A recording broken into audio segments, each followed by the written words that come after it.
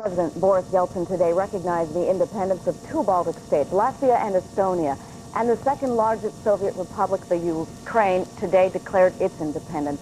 All of these developments bring long-awaited joy to Ukrainian emigres in our area. Channel 2's Lisa Councilman continues our team coverage.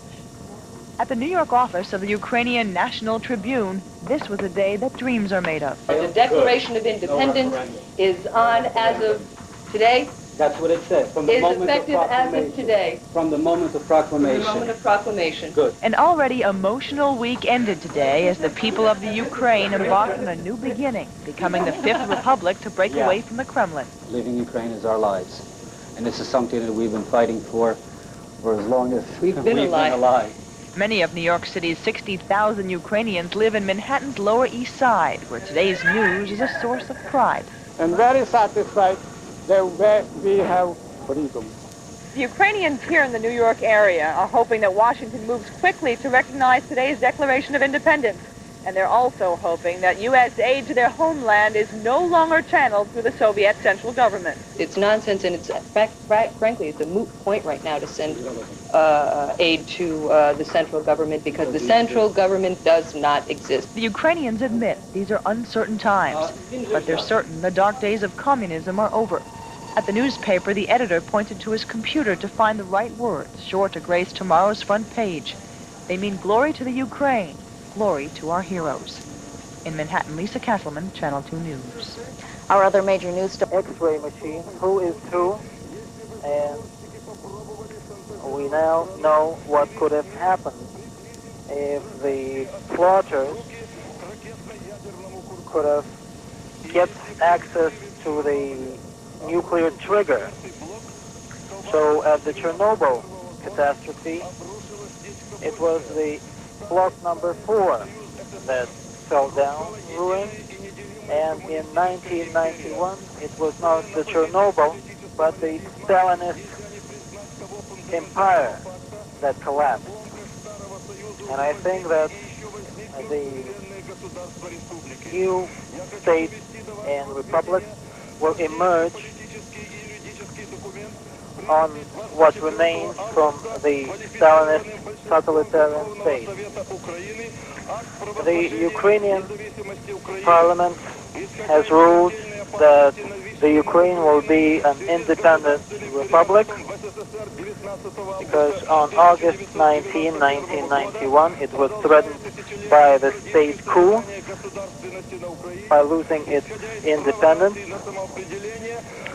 As the states now have the right to self-determination, and this has been written down in UN and other international documents, so the Ukrainian Supreme Soviet, or Parliament, has declared the emergence of an independent state, the Ukraine. The Ukraine will have only its own laws and its own constitution, and on December the 1st there will be a general referendum in the Ukraine, and we'll see what the people will decide. I'd like to tell you that 15 deputies, a group from the Ukrainian parliament, and I hope that others will join in, as the citizens of the Ukraine have spoken in favor of an independent Ukraine. Then we are planning to set up our own National Guard, and we envisage some other measures for political and economic sovereignty.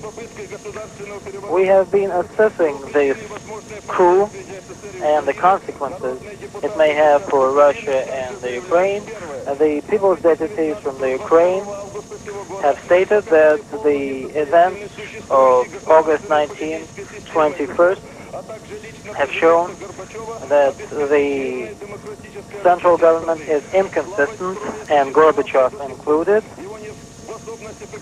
and the present government bodies have no power to protect the security of peoples, and there are such uncontrollable structures as the EPSU, the Communist Party, and the Ukrainian branch. By the way, today they told me that in one of the headquarters of the Ukrainian head party, they have found a note, an official document, in support of this coup. Talking about the Ministry of Defense, we have decided this question already. And there were a number of Soviet officials who backed the coup. For example, the Supreme Soviet of the Soviet Union heard more than one threat to carry out a coup. In May 1991, I wrote an article, a requiem for the parliament, and I said that Gorbachev and Lukyanov are Mozart and Salieri. But today, I would compare them to Jesus and Judas, because this great cardinal was the host here. He was ruling at this ball of ours. And I think we should remember that there were deputies here threatening the president all the time, and let's get back to the protocols and read them. Remember Colonel Alksness, Kogan, Petrushenko, and many others. We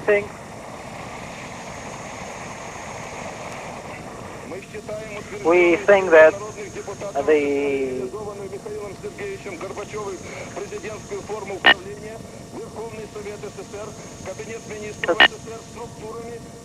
of the Soviet Union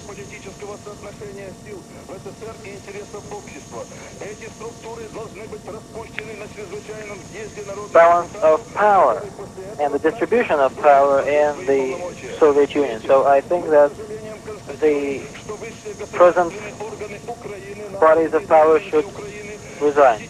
Then, next, I think that the ruling bodies of the Ukraine failed to back the democratic Russia, headed by Boris Yeltsin, the Russian president. So the Ukrainian bodies of power have been discredited. On behalf of the democratic organizations and forces of the Ukraine, I want to say that I am amazed by the speed by the Russian people and the Russian parliament. We have passed a resolution thanking the parliament of the Russian Federation. Now, speaking in Ukrainian, I'd like to thank you all, Russian brothers, for backing the democratic course. Thank you. Now, many people have been afraid and apprehensive that the Ukraine may become a communist reserve. But I will tell you for sure that we will never let them do this. We will boost our relations, which are backed by the Russian-Ukrainian agreement signed in Kiev this year. And now it is becoming clear that we should take another stand in respect to the Union Treaty. There can be three kinds of ties between the sovereign republics. First, they can be bound in one state. Second, the sovereign republics sign a union treaty with this state. And third, they just sign economic, military, ecological, and other agreements between each other, being sovereign. From this point of view, there can be no one state, but the point is now to avoid bloodshed and to avoid the changing of borders, and take into consideration the Helsinki process and its experience instead of using the centrist structures here. I think that we should create a Eurasian community or something like the NATO and so on. Only these kinds of unions will give us a peace, stability, and security on 1/6 of the world. Thank you. In the Ukraine, pro-independence demonstrators took to the streets on Sunday. Crowds converged on the communist offices just after officials had shut them down. They lowered the hammer and sickle flags. The Ukraine, called often the breadbasket of the Soviet Union, declared independence on Saturday. President Bush's meeting today with Canadian Prime Minister. About Ukrainian independence. Ukraine, as you know, is established under the Russian Empire back in 1654.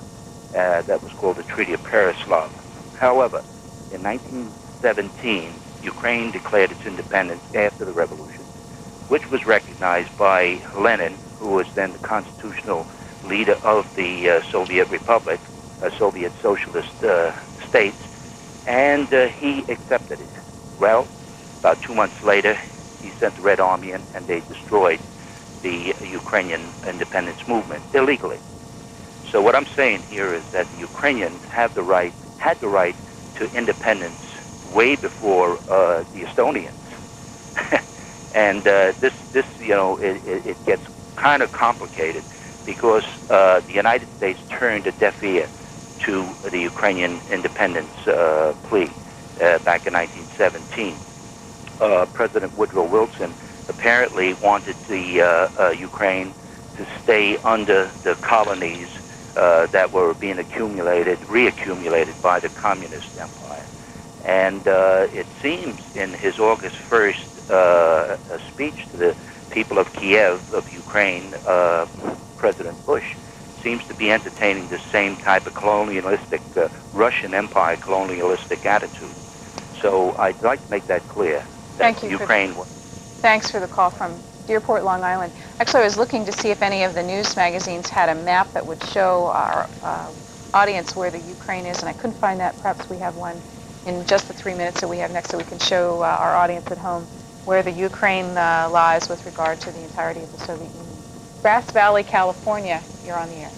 Yes, I wanted to state an opinion or an observation, I'm turning it down, that I have felt all week looking at Bush and his lack of real compassion for what happened to Gorbachev. Declare independence or sovereignty. The others are Latvia, Estonia, Lithuania, Belarusia, the Ukraine, Georgia, and Armenia. Uzbekistan is drafting a plan to consider secession. Thousands of Ukrainians jammed the streets of Kiev Monday, celebrating their newfound freedom. But the Ukraine was one of several republics to declare independence in the midst of coup-related political upheaval. President Gorbachev has indicated that he will not stop republics wanting to leave the Union. He says negotiations with them can begin after a new Union treaty is signed with those who want to stay. Britain is ready to recognize the independence of the Baltic republics, Lithuania, Latvia, and Estonia. British Foreign Secretary Douglas Hurd says he sees no reason for further delay. We think the three Baltic states are different from the other republics. We never accepted that they were rightfully swallowed up by Stalin in 1940. They had independent lives as independent states between the two wars. And so we think it's perfectly reasonable to separate them off, to recognize them in view of all that's happened. And that doesn't carry the same implications for all the others. Given response to this. Community has recognized the independence of the Baltic states, and these immigrants from the Ukraine believe the United States should do the same for their homeland. It took us all by surprise, this declaration, but I'm hopeful and at the same time skeptical. Folks here say President Bush's wait-and-see attitude has made Washington a bigger obstacle than Moscow. We have to address Washington and ask Washington for help to change the political policy towards the Ukraine. Senator Alphonse D'Amato agrees, despite a threat from Gorbachev to quit if the Soviet Union is divided. Mikhail Gorbachev thinks he's bigger than freedom, and he says if these republics continue to seek independence, why then I'm going to resign. Once again, I have to say to him, so long. We'll miss you, Mikhail. D'Amato isn't the only senator supporting the breakaway republics tonight. Senator Bill Bradley of New Jersey also says the U.S. should recognize them as well and help them develop new markets. Shirley? Any thoughts on why the president seems to be dragging his feet on recognizing them? Many of the people we spoke to at the demonstration seem to feel it's because he must support Gorbachev. But D'Amato said as well that it's time to support the people, not necessarily the leader. It's one of those situations where who do you follow? All right, thanks a lot, Kay. Yugoslavia. Jim Bitterman is in the Ukrainian capital of Kiev. In front of the Ukrainian parliament in Kiev this afternoon, the arguing went on and on. The republic declared its independence from the Soviet Union Saturday. But now the debate is about how independent it should be. You don't understand what the Soviet Union means to us, one man said. It's a jail. But another, among the 1 in 5 Ukrainian residents who is of Russian background, saw it differently. The Ukraine must stay within the Soviet Union. Only with the help of Russia can the Ukraine defeat communism. The appearance of the special delegation sent here from Moscow did little to calm independent-minded Ukrainians who gathered to protest suggestions that Russia might want to take away some Ukrainian territory if the republic leaves the Soviet Union. We like Democrats, one poster said in reference to Boris Yeltsin, but not Russian imperial chauvinists. One young man taped up another reading, "No to slaveholders from Russia." Many of these people you see here, they think that Yeltsin really has become sort of a substitute to the former Russian Tsars and Russian leaders. The threat, Mrs. Svetlana Polishuk said, is that a big Russia will just substitute its control for the Soviet Union. But the tension between Russia and the Ukraine relates to more than just politics. The Ukraine has taken the first step toward establishing an independent economy by, among other things, creating a coupon system which only permits Ukrainians to buy Ukrainian goods. And some here advocate the republic should start charging world prices for grain and other vital products exported to other Soviet republics. Militarily, the Ukrainian parliament has declared that the 1.5 million Soviet soldiers based here should report to Ukrainian authorities. While differences have always existed between the republics here, just days after the Kremlin's central authority crumbled, the Soviet Union's 2 most important republics now openly mistrust each other. Mistrust which may in the end present the greatest danger as the Soviet Union spins apart. Jim Bitterman, ABC News, Kiev.